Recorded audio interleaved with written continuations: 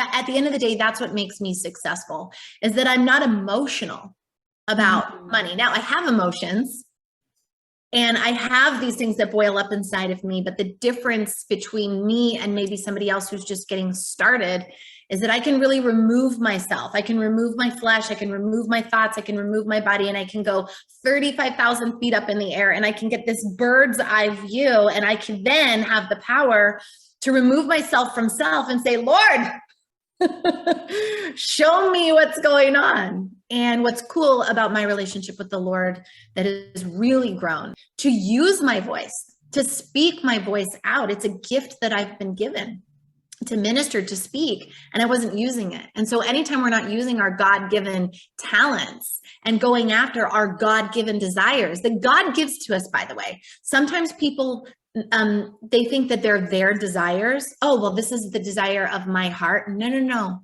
God placed that desire there. And it's up to you to really, nurture it and bring it alive. What a blessing to be on the bottom of the barrel, really, truly. And it may not feel like that now.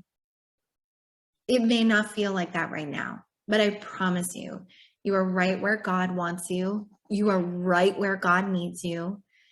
Ask him to show you what he wants you to do. Ask him to get really specific with you, to show you. Ask the Spirit to bring you clarity. Be really clear with your prayers to the Lord and be unattached to where he leads you. I promise you, he's probably leading you into service. He's probably sharpening you and pruning you into doing his work at a further capacity. So just lean in and listen and pray. And honestly, for me, what works the best for me is worship music. I listen to Christian music all the time, and I hear the Lord's voice so clearly through it. And that's not true for everyone, but it may be true for you. So, Anne, remember, you're never alone. You're never, ever alone. And people want to help. So reach out for help, reach out for community. If you are feeling isolated and lonely, that's right where the devil wants you. That's where the enemy wants you, because once you're isolated, he can get you, and he can get you from every angle. But the truth is those walls that he puts around you, they're paper thin. They're paper thin walls, and you can literally poke a pencil right through them. So reach out, get into conversation, lean in. It always comes back to their vision, what their vision is for their life, and how God's a part of that, if they trust in that.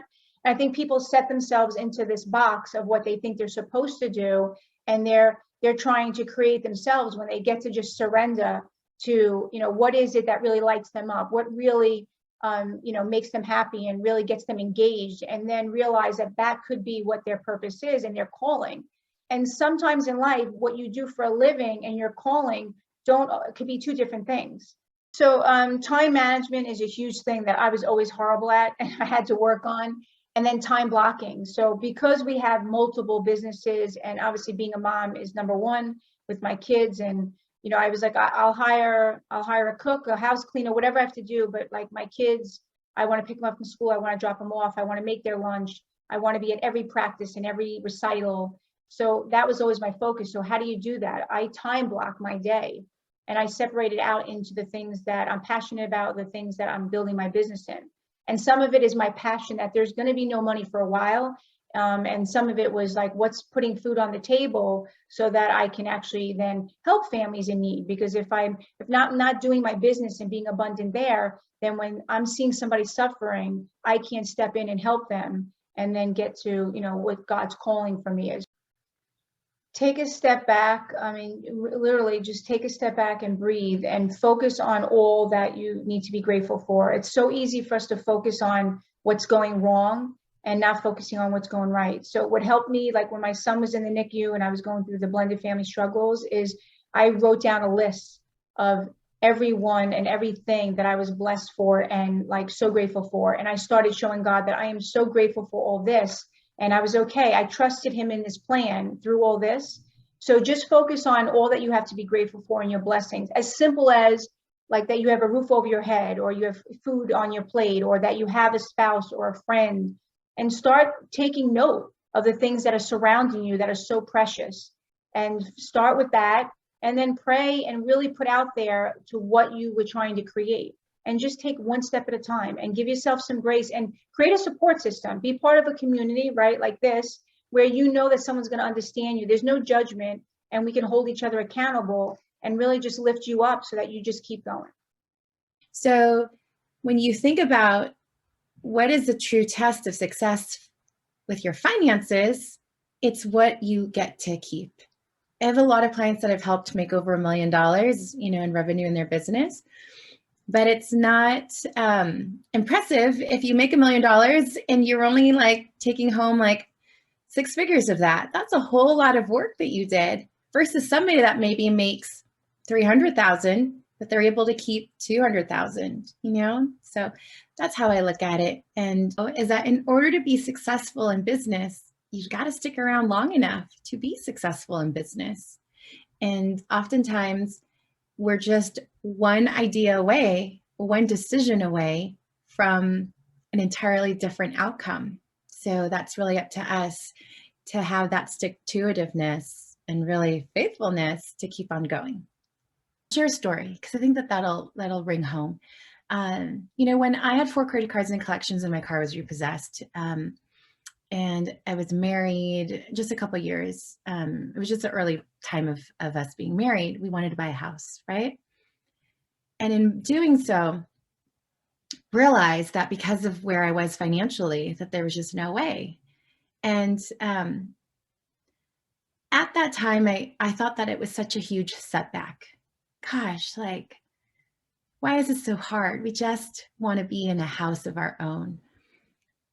But looking back, I realized how it was such a great setup, because we've bought 7 houses in the last 12 years. Here's why. Oftentimes the Lord, in hindsight, you realize the setback that you're in is a setup for you to step into what you're meant to do. And in thinking about that, I realized, okay, no one's going to tackle this debt but me. I was hiding, honestly, from it. And I didn't want to handle it because for a lot of reasons, insecurity, just guilt, shame, all of that, right? But it was the biggest gift because in order to buy a house, I had to finally face it. And in so doing, the $64,000 of credit card debt that went to collections, I, with just favor, in my opinion, was able to settle that for $24,000. Awesome. That's huge, right? And what did it do for me? It helped me to realize that I'm in the driver's seat. I can trust the Lord. I can have ownership over my past mistakes, and I can rise up and steward and lead in a way that I could change what that meant.